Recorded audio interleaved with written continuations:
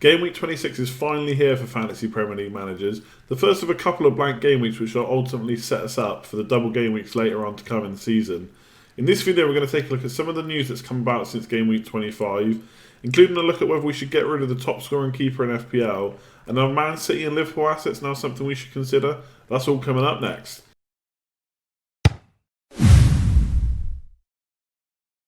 What's up everyone, my name's Andy and welcome to another looking ahead video. This week I'm going to split the video into two parts. I wasn't originally going to do one this week because there's still so many questions we have without answers that are basically up in the air. We're essentially waiting for the FA Cup fixtures to finish on the weekend, and then we'll know a lot more on how we can plan for blank double game weeks. But I've had a look and I think there's enough news and talking points that have come out since Game Week 25. So I'm going to do a video this week, and then I'm going to do a stream on Sunday once we know the majority of the FA Cup results.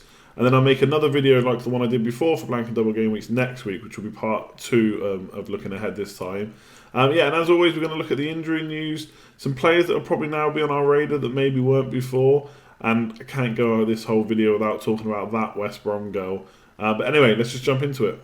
So let's start off with Gabriel Jesus. He only managed 14 minutes in Game Week 25 against Bournemouth before he had to come off injured. He was replaced by Sergio Aguero, who we're going to talk a bit later about in this video. So the club have confirmed that Jesus has broken his metatarsal in his foot, so it looks like he's going to be out for up to 2 to 3 months. So the absolute best of 2 months, we'll expect him back around Game Week 33. So this is actually quite good because the City have got a good run of fixtures then, and they'll be around the double game week, so we might want to get him back in our team. But if he's out for the 3 months, then we're only going to see him coming back to the first 11 potentially, with only a couple of games remaining in the season. So at that point, we don't know if he's going to come straight back in and play. We'll obviously have to assess it at the time, but he's not going to be such an option then. We'll probably wait until next season before we look at him for our teams. And now for FPL managers, it's quite a big blow.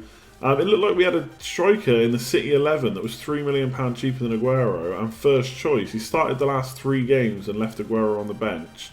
Obviously, a few people took advantage of that by transferring him in against Bournemouth. Now, if you were one of the ones that bought him in, and if you did captain him, I do feel sorry for you. It's horrible when you get bad luck like that.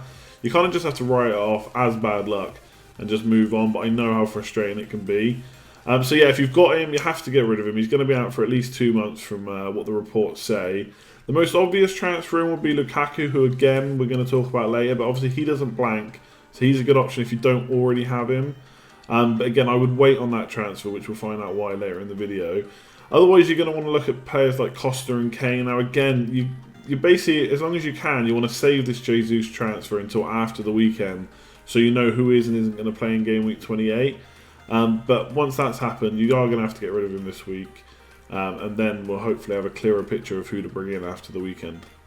Now, I'm probably getting a little bit ahead of myself with Man City, because aside from Sunderland in Game Week 27, we're looking at a likely 2-game blank for them in 26 and 28. As well as fixtures that include Liverpool, Arsenal and Chelsea between Game Week 29 and 31. But I am starting to look at them because I've really overlooked their players, and I think they've definitely got to be in our thoughts going forward. They seem to be attacking pretty well now under Pep. Sergio Aguero is obviously the obvious name now that Jesus is injured. But at 12.7 million, I still don't think he's worth the money compared to the other options we've got that are doing well for less money. And we haven't really got the kind of Mahrez or Ali or Kane player that we've had from previous seasons who are really cheap to free up money. So I think Aguero is still a non-option for now, but perhaps in the double game weeks he'll be one that's hard to look over. So the 2 main men that I'm looking at in midfield are Raheem Sterling, who's 7.8 million, and Leroy Sané, who's 7.5. Now Sterling in particular has really gone under the radar for a lot of managers, me especially. I know some people have got on him, but I think most of us have overlooked him. So he's got 2 goals and 8 assists in 10 games. So the last 10 games, that's what he's got. Which is pretty impressive for a midfielder that's only priced at 7.8 million. So yeah, once the fixtures have cleared up a bit, I'll definitely be looking at him. Now playing on the opposite side of the pitch is Leroy Sané. Now he joined City in the summer from the Bundesliga, and obviously he has struggled to get into the side as the season's gone on. He's starting to get a bit of a run in the side now, and he started the last 4 games. He scored 1 goal and got 2 assists. Now, it may take a few more games for us to see who's nailed in the City 11. Will Sané keep his place? Potentially. Someone like Nolito has hardly played recently. And also, Pep has been talking up the performances of those players. He said the reason Aguero was on the bench was because Jesus, Sane and Sterling were playing so well. Obviously with Jesus injured, that means Aguero comes in the striker position and there's still those two wing positions free. So it looks like these two are good, especially Sterling, so he's one to look at. So yeah, it's a while until the fixtures clear up, but like from game week 32, you're looking at Hull, Southampton, West Brom, Middlesbrough, Palace and Leicester, which is really good. And obviously they'll have a double game week at that point, maybe even two. So we've definitely got to consider them. And then at the back, I know this is a name that people have kind of forgotten now and don't want to look at him. But John Stones, obviously he signed for 50 million in the summer, hasn't really performed well up until this point in the season. Early on he was only 5 million in FPL, and I think most of us had him just because of that price and the fact he was in the Man City team. We all know how that went. But right now he's 4.7 million. Pep started to choose Caballero in goal instead of Bravo. And Caballero actually likes making the saves, so that's already a big plus. And the way City are playing with their kind of attacking lineup, they're really keeping the ball well, the possession's high, and they're limiting the amount of shots that their opposition can have. So John Stones at 4.7 million could be an option. 2 clean sheets in the last games. 3 games, sorry. And we're still a bit worried about his place in the starting lineup. Pep does like to mix it up. But as we get closer to those better fixtures, if he's still in the team, he's definitely one I'll consider. And at 4.7 million, the beauty is you can still bench him if you need to. He's not a player like if you get Coleman in, for example, or Alonso, you have to kind of play them each week because of their price. But at 4.7 million, you wouldn't feel too bad about benching Stones. So City probably not one to look at right now, especially this week, obviously, with the blank fixture. If they get knocked out in the FA Cup, they've got Sunderland in game week 27. Maybe we should start looking at these players. Sterling in particular in midfield, I think, is a really good bet. So I mentioned Lukaku earlier in this video. He's actually been yellow flagged by FPL. Now Everton have come out and basically said that he's missing the Dubai training camp, which the rest of the players have gone on. He's got a calf problem that requires treatment, and they have gone on to say that he will be fit for Sunderland. But until we hear from the manager, I would be a bit wary. I've taken a snippet from the Liverpool Echo, and they've said he's got a calf problem, which they hope will be fine by the time he comes to Sunderland. Now, if you're like me and you already own him, I wouldn't be too worried. It does seem like he's going to play. Obviously, you don't want to be transferring him out without any more news, especially as he has no blank fixtures to worry about. If you're looking to bring him in, which I expect a lot of people are this week, 'cause he's got Sunderland at home, and like I just said, no blank fixtures, then I'd be wary if money's tight. I would wait for further news, maybe over this weekend or in the press conferences before the game. You don't want to bring in a player who then misses out on a game because you bought him in early. If money's super tight, then you can still make the transfer, but I would try and save it for as long as possible. It's Koeman that we want to hear from. And obviously, depending on the FA Cup results, it's possible that Lukaku won't be the best option. Now, he does have some really good fixtures, not going to blank. But if a few of the bigger teams get knocked out of the FA Cup, you know, like if Chelsea get knocked out or Spurs get knocked out, then suddenly Costa and Kane are right in our thoughts. So I suppose the overall kind of advice for this week, not just for Lukaku, is save your transfers as long as possible.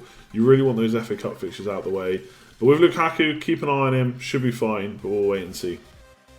So next up, we actually have some good news for FPL managers, especially ones like myself that still own Pickford. It looks like he's now back in full training and could be a consideration for Moyes soon. So it's actually Pickford himself who said that he'll be ready for the Everton match.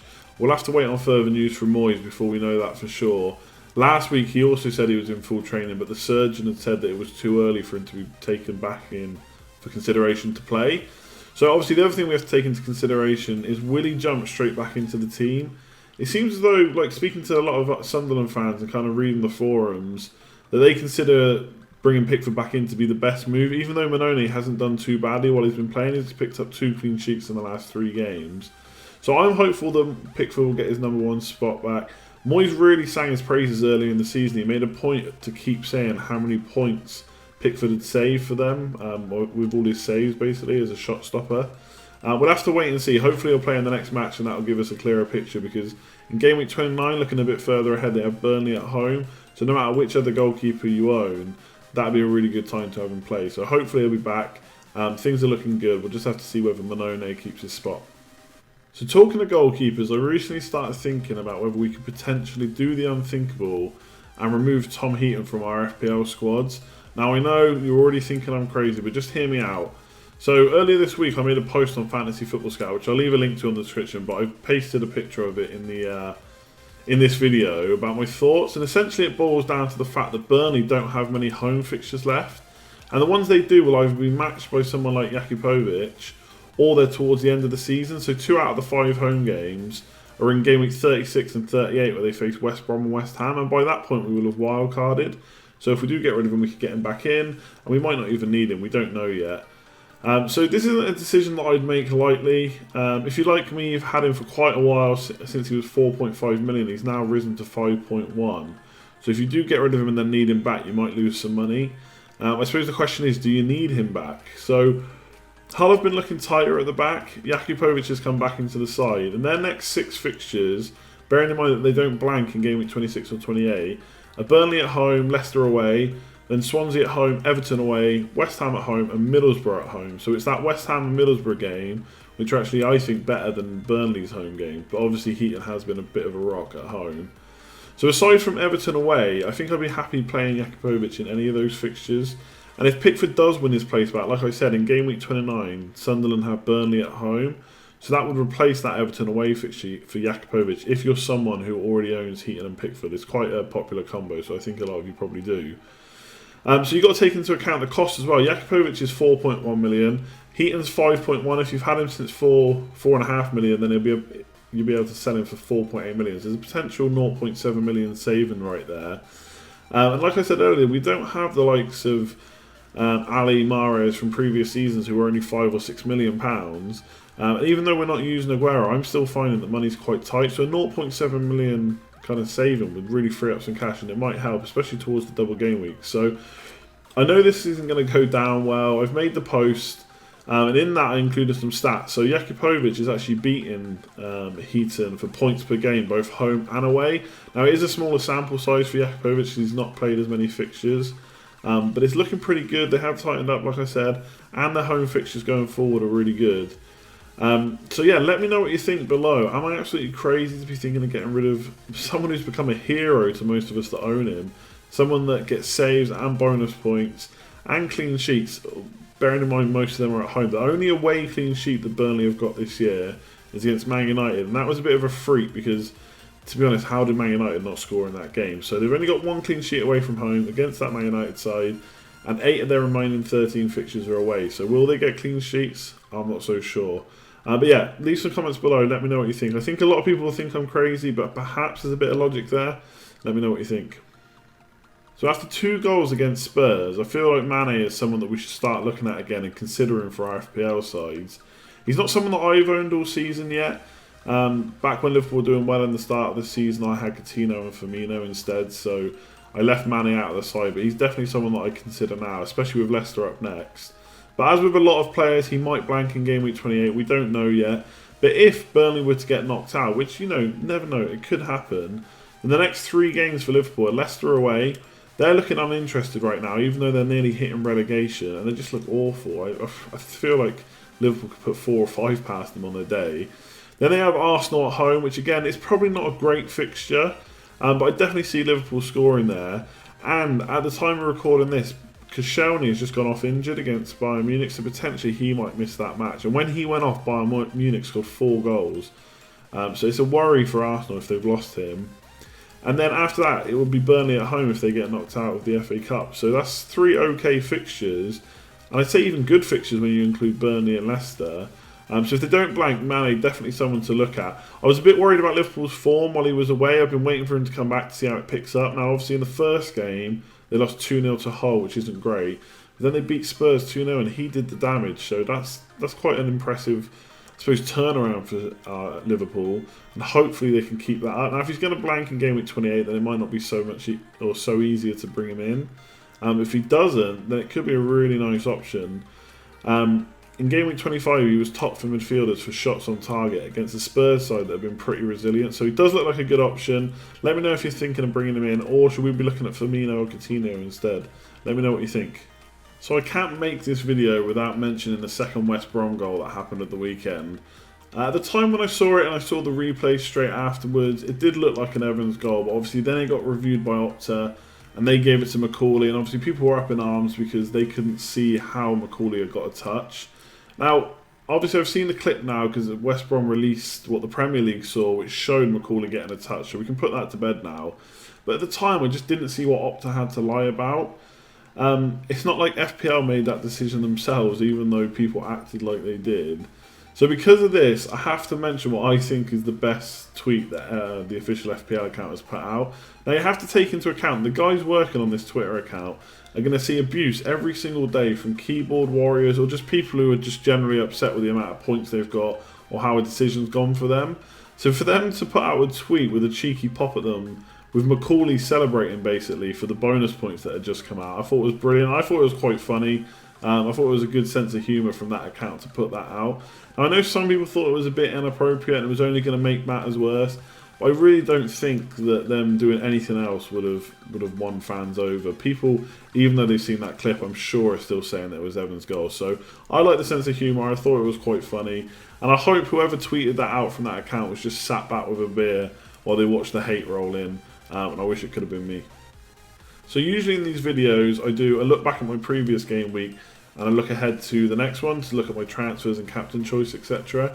But because I'm splitting this into two parts and because I'm not quite sure what I'm going to do next week, because a lot of it depends on the FA Cup results, I'm just going to look back to last week, and then in the next video, part 2, I'll do my looking ahead to the next game week. So looking back to game week 25, defence-wise and goalkeeper, not great. I know Chris Brunt's not a good player away from home from an FPL point of view. He doesn't score many points. It's home where he really racks up the points for us, so not too bothered about that. The best pick in my defence was Alfie Mawson, who I bought in for a hit for Phil Jones, and he returned 15 points, which is one of my favourite transfers I made this season. The reason I did it is that I just didn't want to play Holobas against Man United. I knew he'd be a 1 or 2 pointer. I knew we were going to score and potentially keep a clean sheet, so there was probably going to be no attacking returns for him either. Obviously, Phil Jones was out. We knew for sure he was out. And I only had Anna on the bench. So I thought I'd set up for the blank game weeks, bring Mawson in. I was hoping at most for a clean sheet and maybe a bonus point or two. So to score that volley off of a free kick was brilliant, to be honest. I celebrated quite a lot when that went in. And then the other kind of star of the week for me was Sanchez. I basically started to make sensible captain choices and not really look for differentials. Sanchez in live teams is usually the most captain these days, especially when he's got a great fixture. So if you don't captain him and your other captain doesn't do well, then that's probably a drop in rank. So I went for him. He did get a bit lucky. Handball for the first goal. A dodgy penalty. Well, I mean, the penalty being given wasn't dodgy, but the way he took it was. And he actually missed one tonight against Bayern Munich. So people already don't think he's that great at penalties. Hopefully improve now. He seems to have them permanently, while obviously Giroud's not playing at the moment and Cazorla's injured, so he seems to be the main penalty taker. But yeah, going forward, it'll be hit and miss whether he scores or not.